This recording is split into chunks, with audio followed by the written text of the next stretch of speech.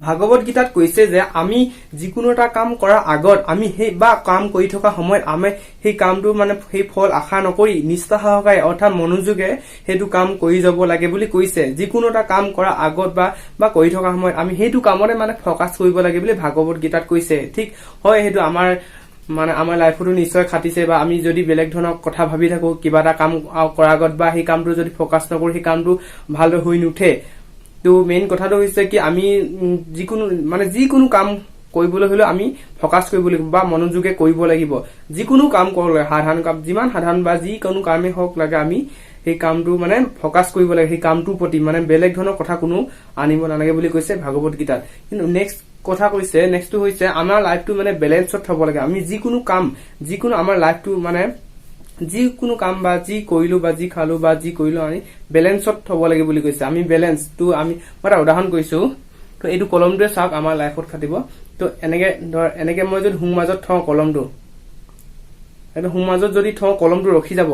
কিন্তু অলপ বেছিকৈ যদি দিওঁ, এইটো চাইডে যদি বেছিকৈ দিওঁ এই কলমটো পৰি যাব, বা এইটো চাইডে যদি বেছিকৈ দিওঁ কলমটো পৰি যাব। ঠিক তেনেকৈ আমি যদি বেছিকৈ খালো বেয়া বা কমকে খালো বেয়া। ঠিক আমি বেলেঞ্চত যিকোনো কৰিব লাগে। মানে বেলেঞ্চ আমাৰ লাইফটো মানে বেলেঞ্চত থব লাগে। যিকোনো কাম আমাৰ ৰাতিপুৱা শুই উঠাৰ পৰা ৰাতি শুৱালৈকে আমি বেলেঞ্চত থব লাগে, বা ৰাতিপুৱা শুই উঠা মানে মুঠৰ ওপৰত আমি সকলোবিলাক কাম আমি বেলেঞ্চত থব লাগে। আমাৰ লাইফটো তেনেকুৱা সেইটো কথা কব লৈছে যে আমি যিকোনো এটা কাম মানে কৰিলে বা যি কৰিলে মুঠৰ ওপৰত আমি সেই কামটো বেলেঞ্চত কৰিব লাগে। বেলেঞ্চ আমাৰ লাইফটোৱে বেলেঞ্চ বুলি কৈছে। মানে এটা সমান থব লাগে, মানে সমানত থব লাগে। অধিক বেছিও নহয় অধিক কমকৈ নহয়।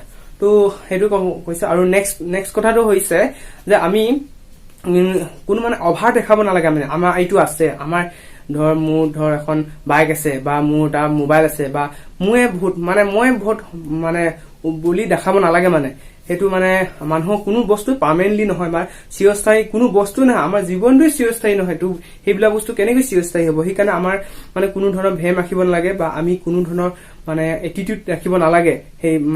সেইবিলাকৰ ওপৰত মানুহৰ নিজৰ কামটো নিজে কৰি যোৱা এটিটিউড ৰাখিব পাৰে। কিন্তু আমাৰ যিকোনো এটা বস্তু আছে বা আমাৰ মুঠৰ ভেম ৰাখিব নালাগে। আৰু আমি আমি মানে কোনো এজন মানুহক বা মানুহ হিচাপে গণ্য নকৰি আমি সেইটো কৰিব নালাগে। মানে গণ্য নকৰি সেইটো মানে ভাল নহয়, মানে গণ্য নকৰাটো। তো সকলোকে আমি মানুহ হিচাপে গণ্য কৰিব লাগে। মানে সকলোকে আমি মানে কোনো ধৰণৰ ভেম নাৰাখি সকলোকে সমান হিচাপে চাব লাগে বুলি ভাগৱত গীতাত কৈছে। আৰু নেক্সটটো কৈছে যে আমি কেতিয়াও মানে যিকোনো এটা কাম কৰা মানে সেইটো যদি আমি কেতিয়া সুখ মানে শান্তি লাভ কৰিম, যিটো নেকি আমি কিবা টকা পইচা কমাম, আমি যদি অশুদ্ধ উপায় যদি টকা পইচা কমাম, আমি কিবা বেয়া কাম কৰি টকা পইচা কমাম, সেইটো অকমান কাৰণে সুখ দিব, কিন্তু চিৰস্থায়ীভাৱে কোনো সুখ নিদিয়ে। নেক্সট এই মেইন কথাটো হৈছে কি আমি যিকোনো এটা কাম কৰিলে মানে সমাজৰ হকে ভাল মানে সমাজৰ কোনো বেয়া প্ৰভাৱ নপৰাকৈ বা সমাজৰ কোনো ক্ষতি নোহোৱাকৈ আমি সেইটো কাম কৰিলে আমি নিশ্চয় সেই যিমান টকা পাম মানে সেইটো আমি সন্তুষ্ট থাকিম। তো সেইটোৱে কৈছে মেইন ভাগৱত গীতা সেইটো কথা কৈছে যে আমি মানুহৰ দুখ দি মেলি আমি মানে কোনো সুখত থাকিব নোৱাৰে। মানে কোনো ধৰণৰ বা কাৰোবাৰ টকাই তুমি চুকুৰি আনিলা বা কথাটো কৈছো আৰু।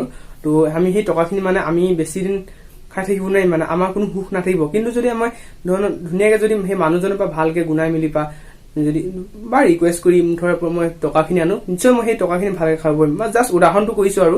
তো সেইটোৱে আমি মানুহক দুখ নিমিনি আমি নিজে সুখত থাকিব নোৱাৰো বুলি মানে ভাগৱত গীতাত কৈছে। তো এইকেইটাই পইণ্ট আছিল। তো মই সৰু সুৰাকে কৈছো আৰু ভাগৱত গীতাত মই এনেকে চাৰ্চ কৰি বা এনেকে পাইছো আৰু। ধন্যবাদ থাকিল ভিডিঅ' চোৱাৰ বাবে। যদি ভিডিঅ'টো ভাল লাগিছে লাইক কৰক, যদি বেয়া লাগিছে ডিছলাইক কৰক। Be happy.